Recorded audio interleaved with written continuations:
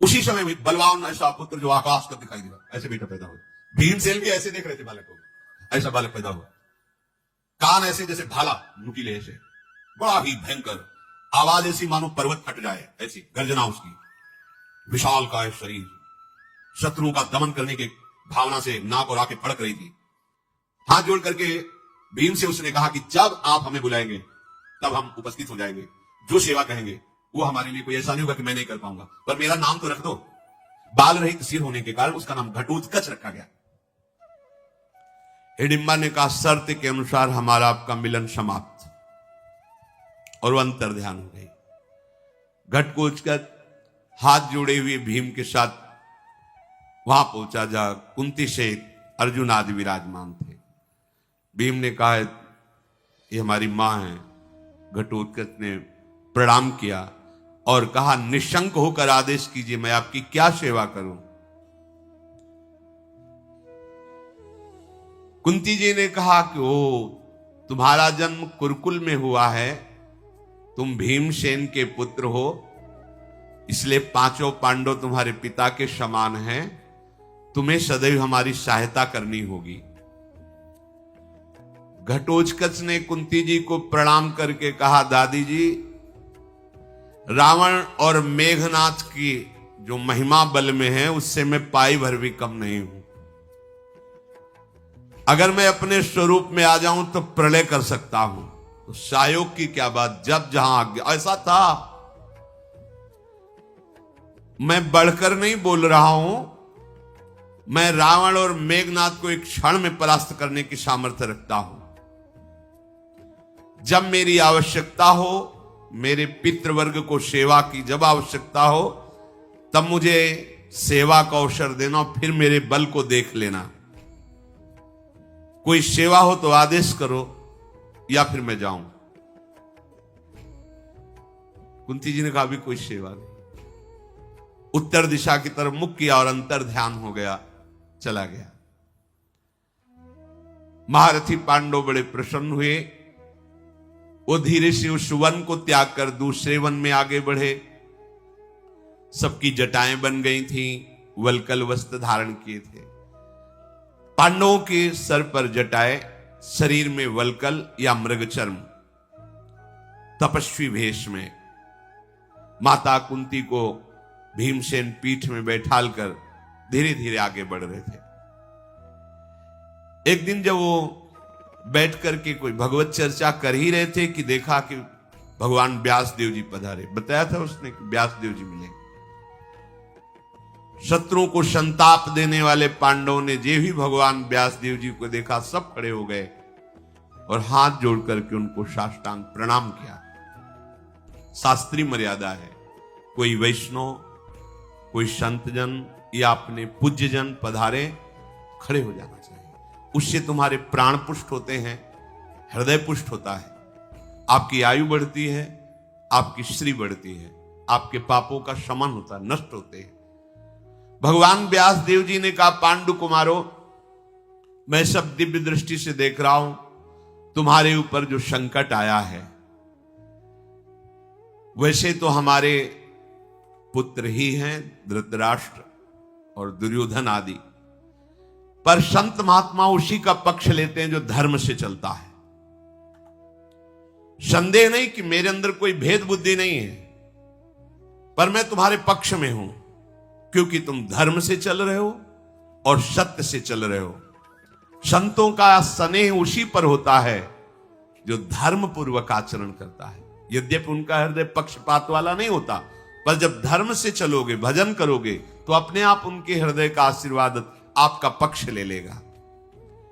मैं सदैव तुम लोगों पर दृष्टि रखता हूं। कभी ये नहीं सोचना चाहिए कि गुरुजन हमसे बात नहीं करते, हमारी तरफ देखते नहीं। ये बाहरी देखना, बात करना संसारिकता के अंतर्गत, व्यवहार के अंतर्गत आता है। वो आंतरिक दृष्टि से सदैव देखते रहते हैं। जैसे कछुआ जल में रहकर बाहर रखे हुए अंडों का चिंतन करके उनको पुष्ट करता है, ऐसे सच्चे सदगुरुदेव संत महात्मा अपने शरणागतों का चिंतन करके उनके अंतर की वृत्ति को सुधार करके भगवदीय मार्ग पर आगे बढ़ाते हैं। मैं तुम लोगों का हित करना चाहता हूं। सुनो, यहीं पास में एक रमणीय नगर है, उसे एक चक्रा नगरी कहते हैं। बहुत पवित्र ब्राह्मण रहते हैं, ब्रह्म ऋषि जन। तुम जाओ और उस नगर में रहो। तुम्हारे पुत्र, चिंता मत करो, भोग और ऐश्वर्य से संपन्न होंगे, एक दिन राज सिंहासन पर बैठेंगे, पर अभी समय है, ऐसा भगवान व्यासदेव जी कहकर सहसा अंतर्धान हो गए। कुंती जी अपने बालकों के साथ आगे बढ़ी। वन के बाहर एक चक्रा नगरी थी, उस नगरी में प्रवेश किया और एक ब्राह्मण से कहा कि मुझे कुछ समय के लिए आप अपने घर में रख लीजिए, बस केवल रख लीजिए और हमारे पुत्र भिक्षावृत्ति से उदर पोषण करेंगे। उस ब्राह्मण ने, जो एक चक्रा नगरी में रहता था, बड़ा प्रसन्न हुआ। ऐसे महारथी 5 और कुंती देवी का वो सौम्य स्वरूप देवी हैं, साक्षात भगवत भक्ता हैं। इनके समान कौन भक्त होगा जो भगवान से प्रति कदम में विपत्ति मांग रही कि प्रभु मुझे हर कदम कदम पर विपत्ति मिले, क्योंकि विपत्ति में मैं आपके स्मरण में, आपके प्यार में और आपको सामने देखा है। मुझे ऐसा सुख संपत्ति नहीं चाहिए जिससे मैं आपको भूल जाऊं। पांडवजन वहां भिक्षावृत्ति के द्वारा जीवन निर्वाह करते रहते थे। प्रतिदिन शाम टाइम भिक्षा मांगने जाते थे, 24 घंटे में एक बार। और जब भिक्षा लाते थे तो कुंती जी के चरणों में समर्पित करते, मां भिक्षा लाया हूं, ये समर्पित। कुंती जी भाग करती, उससे आधा भाग निकाल करके भीम को दे देती, आधे में नकुल सहदेव, अर्जुन, युधिष्ठिर और आप पाती, आधा भीमसेन को दे देती थी। माता के साथ भिक्षा का उपयोग करके वही रहते हैं। एक दिन की बात है, युधिष्ठिर जी, अर्जुन जी, नकुल सहदेव जी भिक्षा के लिए गए। किसी कार्य के लिए भीमसेन को कुंती जी ने रोक लिया। अभी वो भिक्षा को निकले ही थे, इनको रोका ही था कि उसी ब्राह्मण के घर में बड़ा आर्तनाद सुनाई दिया, रोने का। इतनी जोर का दुखद आर्तनाद कि कुंती जी रोक ना सकी, वहां समीप गई। पहले सोचा देखें तो है कष्ट क्या, एक खंभे की आड़ में हो गई। उस समय वो जो ब्राह्मण था रो रो के कह रहा था कि तुम सब निश्चिंत रहो, मैं मरूंगा, पर यदि मैं मरा तो पूरा परिवार अनाथ हो जाएगा। मैं क्या करूं, मरना ही पड़ेगा। इसमें ऐसा क्या है कि मरना पड़ेगा?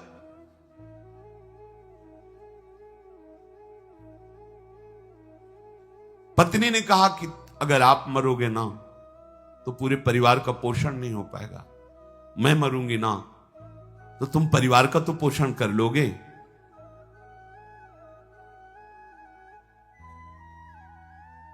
पुत्री ने कहा नहीं नहीं नहीं, कुछ समय बाद मुझे किसी को दोगे ही ना तो मैं मरूंगी, जिससे तुम सब प्रसन्न रहो। छोटा सा एक बालक था, एक बालिका एक बालक। वो बालक बहुत छोटा था, तोतली वाणी में उसे छोटा सा डंडा उठाया और कहा तुम कोई नहीं मरोगे, मैं उसे मारूंगा। ऐसे कुंती जी का हृदय द्रवित हो गया, सामने आई।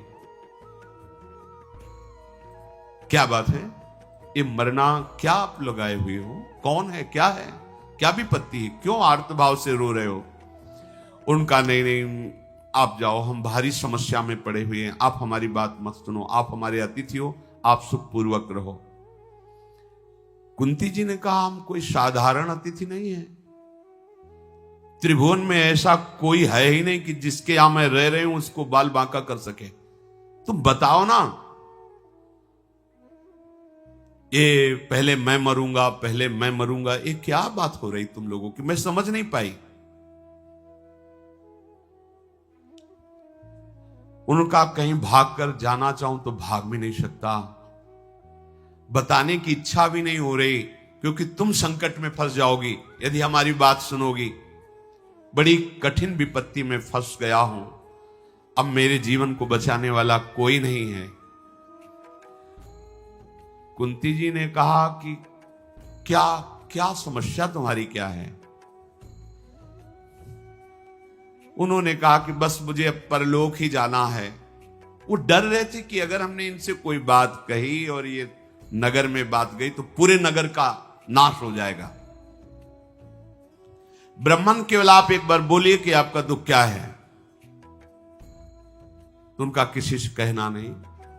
यहां से 2 कोस दूरी पर यमुना नदी के किनारे पर्वत में एक भयंकर गुफा है और उसमें बक नाम का भयंकर राक्षस रहता है और वो इतना बलवान है कि वो नगर के नगर को खा जाता है। बहुत खोटी बुद्धि वाला है। वो मनुष्यों के मांस से ही पुष्ट हुआ है। प्रतिदिन पूरी प्रजा को अनाथ देख करके सब लोगों ने निश्चय किया है कि क्रम से इसको एक एक दिन का भोजन दिया जाएगा, जिससे पूरे नगर को मनमानी ये नहीं खाएगा। उसके लिए 20 बैलगाड़ी अगहनी चावल का भात, 20 बैलगाड़ी चावल भात और 200 भैंसे, कढ़ी रोटी पकौड़ी पुआ ये सब बिना गिनती के, और वो एक मनुष्य परिवार से वो लेके जाएगा। तो जैसे मिर्च खाई जाती है ऐसे बीच बीच में मनुष्य को खाएगा और ये सब भोजन पाएगा। बकासुर उसका नाम तो बक। हर एक इस देश में हर एक घर की बारी आती है और घर का एक मनुष्य ये सब लेकर के जाता है। काफी समय बाद बारी पड़ती है, पर जिसकी बारी पड़ती है उजड़ जाता है। कितना उसको भोजन, अगर कोई छूटने का प्रयत्न करे तो मोहल्ले के मोहल्ले को खा जाता है। इसलिए भयवश जिसकी बारी होती है उसको जाना ही पड़ता है। और आज हमारी बारी है ना, हमारे पास इतना विशाल काय भोजन है भाई, इतने गाड़ी चावल लो सब, और हम गरीब ब्राह्मण है, 200 भैंसे कहां से खरीदें? और हम जाएंगे तो हमको भी खा जाएगा, नहीं जाएंगे तो पूरे मोहल्ले को खा जाएगा। इसीलिए हम सब रो रहे हैं कि क्या करें, कैसे करें। मेरे पास धन नहीं है कि मैं किसी को खरीद करके ऐसी भोग सामग्री वहां पहुंचाऊं। अब उस राक्षस से छूटने का कोई उपाय नहीं है, अब तो हमें नष्ट ही होना है। एक बार सोचता हूं कि पूरे परिवार से जाकर उसके सामने बैठ जाऊं, फिर सोचता हूं छोटे छोटे बच्चे बच्ची हैं, बड़ी नृशंस हत्या होगी। कुंती बोली आपने पहले क्यों नहीं बता दिया? आपको बिल्कुल विषाद नहीं करना चाहिए। तुम्हारे तो एक पुत्र है, मेरे 5 पुत्र हैं, एक दिया। तुम चिंता मत करो, हमारे 5 पुत्र हैं, हमने एक पुत्र दिया, आपके लिए दिया। ब्राह्मण ने कहा कदापि नहीं, मैं सब कुछ सहन कर सकता हूं, लेकिन जिसको शरण दिया है उसको कष्ट हो जाए ऐसा नहीं। ये देखो धर्म का ये स्वरूप है। तुम हमारी शरण में हो, तुम्हें कष्ट नहीं दे सकता, मैं पूरे परिवार सहित वहां जाकर के अपने को खवा सकता हूं। कुंती जी ने कहा ब्रह्मा ने हमारे बेटा ऐसे बेटे नहीं हैं। तुमको बताऊं, जो बेटा आज रुक गया है ये मंत्रवेत्ता है, ये जादू जानता है। ब्राह्मण को सरल भाषा में समझाया। वो अपने मंत्र से दैत्य को वश में करके मार डालेगा, बस किसी से कहना नहीं, तुम किसी से नहीं कहना। ब्राह्मण को लगा कि वो मंत्र तो हम भी सीख लेंगे, तो बोले वो मंत्र जल्दी किसी को सिखाया नहीं जाता, सिखाने पर उतना लाभ भी नहीं मिलेगा, मेरे बेटे को आता है। अब ब्राह्मण बड़ा प्रसन्न हो गया। कुंती जी ने कहा कुछ खीर पुआ तैयार करवा लो, भैंसे वैसे तो रहने दो, क्योंकि जो ले जाएगा उसी के लिए भी तो चाहिए। अब वहां जब 20 गाड़ी चावल तैयार करना था तो अपने हिसाब से उसने भोजन, भीम से कहा कि बेटा हमारा धर्म है, जो विपत्ति में फंसा हो उसको सहयोग करना। देखो परहित सरिस धर्म नहीं भाई। अगर कोई बहुत बीमार पड़ा है और उसकी सेवा करने वाला कोई नहीं, यदि आप उसको दवा देते हैं, सेवा करते हैं, तो बहुत बड़ा पुण्य होगा, ये भगवान की बड़ी सेवा हो जाएगी। कोई वृद्ध है उसको आप सुविधा दोगे, भोजन दो, बड़ा मंगल होगा। भगवान इससे बहुत जल्दी कोई विपत्ति में फंसा है उसका सहयोग कर दीजिए बिना किसी लाभ की आकांक्षा किए। वो ब्राह्मण प्रसन्न हो गया। भीमसेन ने कहा, मां आप निश्चिंत रहना, आप चिंतित मत होना। इतने में युधिष्ठिर जी आ गए। भीमसेन की आकृति को देख के ही पता चल गया। कुंती जी से कहा, ये कुछ करना चाहता है, इसके चेहरे से पता चल रहा है, इसने क्या ठान लिया है। तो कुंती जी ने कहा कि मेरी आज्ञा से ब्राह्मण के घर में ऐसा संकट आ गया है, तो मां ये अशय और दुष्कर साहस है, भला आप अपने पुत्र को ऐसी जगह क्यों भेज रही हैं। उनका बेटा जिसका कहीं थोड़ा भी अगर सुख लिया जाए तो बदले में उसको बहुत सुख देने का विधान करना चाहिए। ऐसे धर्मात्मा पर अगर एक बार किसी ने तुम्हें संकट में पानी भी पिला दिया है तो कृतज्ञ रहना चाहिए। पर आजकल न सत्संग है न शास्त्रों का स्वाध्याय, तो जो तुम्हारा हित करे उसी के गले में छुरी चला दे, ऐसा स्वभाव बन रहा है लोगों का। पर ऐसा नहीं होना चाहिए। आश्चर्य होता है, जिस मां ने अपने हृदय में इतना वात्सल्य रख करके जब हम लघुशंका कर देते हैं तो अपना गीले पे लेट जाती है, हमें सूखे पे से। वो अपने वक्षा स्थल का दूध पान कराकर हमें बड़ा करती है, और जब वो वृद्धावस्था खो जाती है, उसकी सेवा का समय होता है, तो अपनी बहू को लेकर देश विदेश घूमते हैं, उस मां की कोई परवाह नहीं करते। हाँ, बहुत धन हुआ तो अनाथालय में वृद्धाश्रम में भेज दिया, लेकिन सोचो उस समय उसे प्रेम की आवश्यकता है, धन की नहीं। उसे उसी दुलार की आवश्यकता है जिस दुलार से तुम्हें पाला। बहुत बुद्धि निकृष्ट भाव को प्राप्त हो जाती है। वो अपने माता पिता को ऐसे नहीं करना चाहिए। भाई आगे चलकर तुम भी वही बनने वाले हो, तुम भी वृद्ध होने वाले हो कि तुम्हारा लड़का अमेरिका में रहेगा, फोन से बात भी नहीं करेगा। जैसे तुम आचरण करोगे वैसा ही बर्ताव तुम्हारे साथ होगा। वृद्धों की सेवा करना ये सबसे बड़ी तपस्या है, क्योंकि जब आप सेवा करोगे तो कटुवचन भी बोलेंगे, आपको सहना होगा।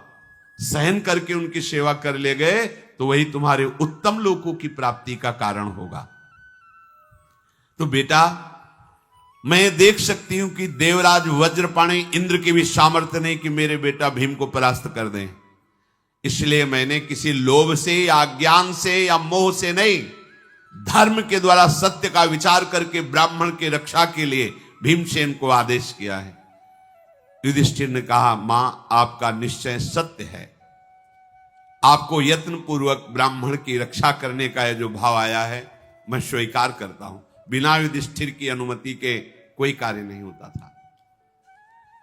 अब ब्राह्मण की रक्षा के लिए भीमसेन ने मां को प्रणाम किया।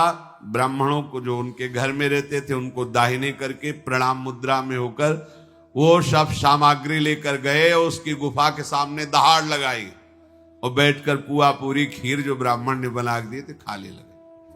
और निकला राक्षस, उसने देखा कि ये मेरे लिए लाया हुआ भोजन तो स्वयं चट कर रहा है, वैसे वैसे तो दिखाई नहीं दिए। बहुत क्रोधित हुआ। भीमसेन भोजन कर रहे थे, आया और दोनों हाथ से घूंसा बांधकर भीमसेन की पीठ पर प्रहार किया। भीमसेन पाते रहे, बार बार वो प्रहार करता, वो बोले भी नहीं, पा लिए। उसने एक बड़ा वृक्ष उखाड़ा और भीमसेन पर प्रहार किया। वृक्ष चूर, भीमसेन पा रहे। जब पा चुके, आचमन किए, तब लौट करके उसकी तरफ हेरे।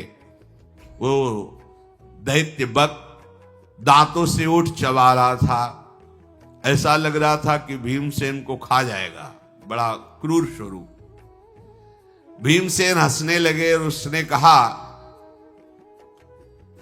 कि देखो, तुमने अभी तक मनुष्यों को खाया है, आज तुम्हारे दांतों को पता चलेगा कि तुम किस मनुष्य के चक्कर में पड़े हो। भीमसेन पर वो वृक्ष का प्रहार करना ही चाहता था कि वृक्षों को पकड़कर एक मुष्टिका का प्रहार, उसके जो बड़े बड़े दांत थे ना बाहर आ गए। कुपित राक्षस ने भीमसेन को बाएं हाथ से बांधकर मारने की कोशिश की। महाबाहु भीमसेन ने उस विशाल राक्षस को उठा के पटक दिया और उसकी छाती पर दोनों हाथ से प्रहार किया, बेहोश हो गया। वायुपुत्र भीम के प्रहार से वो जो बेहोश हुआ, पटक पटक के उसकी खोपड़ी को रगड़ा भीमसेन ने भूमि पर और घुटनों के बल दबाकर उसकी गर्दन पर। थोड़ी देर में उसके प्राण निकल गए। जो प्राण निकलते समय चिल्ला रहा था तो जैसे फटा नगाड़ा आवाज दी, ऐसी आवाज उसकी हो रही थी।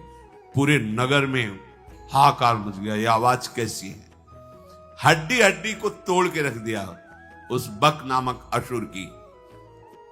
इसके बाद जो नगर का प्रधान दरवाजा था वहां जाकर उसको पटक दिया। हाथ पैर धोकर सरोवर से शांत होकर के आए और ब्राह्मण से कहा चैन से रहो, अब कभी कोई नंबर नहीं आएगा। उसको ऐसी जगह पहुंचा दिया है कि अब पूरा नगर सुखपूर्वक रहे। सवेरा होते ही जो लोग बाहर नगर के निकले, देखा वो राक्षस मरा हुआ, बहुत प्रसन्न हुए, पर सबने जानने की कोशिश की किसने मारा, पर किसी को पता नहीं चला। इसलिए सबको लगा कि सबकी रक्षा करने वाले भगवान ने इसे मार करके हम लोगों की रक्षा की। बहुत खुशी हुई। हर दिन एक आदमी इतना भोजन लेकर जाए, उसको भी वो खा जाए, पूरा नगर भयभीत रहता था।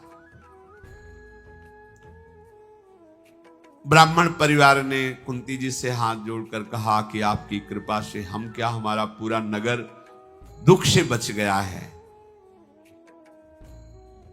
राधे राधे जी, जय सीताराम। तो इस समय आपने सुनी पूज्य प्रेमानंद जी महाराज जी के मुख से भगवान की दिव्य कथा। आपको ये कथा कैसी लगी हमें नीचे कमेंट्स करके जरूर बताएं। और आप पूज्य प्रेमानंद जी महाराज जी के मुख से भगवान की कौन सी और दिव्य कथाएं और लीलाएं सुनना चाहते हैं, जिनसे आपकी भक्ति और भी ज्यादा आगे बढ़े और आप भगवान के और नजदीक आ पाए, हमें नीचे कमेंट्स करके जरूर बताएं। श्री जी ने अगर चाहा तो हम पूज्य प्रेमानंद जी महाराज जी द्वारा उन कथाओं को भी आपके लिए प्रस्तुत कर देंगे। तब तक के लिए आप ऐसे ही भगवान का नाम लेते रहे। राधे राधे, जय सीताराम।